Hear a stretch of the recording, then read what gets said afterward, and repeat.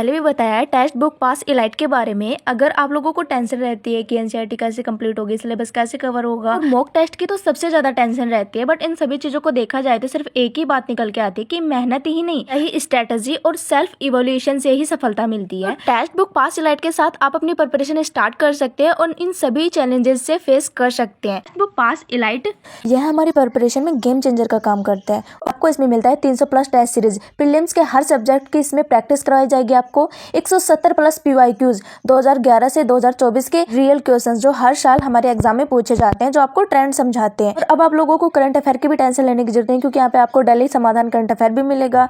Chit sheets यहाँ पे static topics के रिवीजन के लिए मिलेगी। मेंस आंसर राइटिंग टेस्ट भी आपको मिलेगा, आपके आंसर को इवेल्युएट करेगा, इंप्रूव करेगा और भी परफेक्ट बनाएगा। और अगर आप यहाँ पे मेरे कूपन कोड का यूज करते हैं तो आप लोगों को 10% का डिस्काउंट भी मिलेगा। तो ये ग्रेट ऑफर है। लिंक और कोड दोनों आप लोगों को डिस्क्रिप्शन में मिल जाएगा।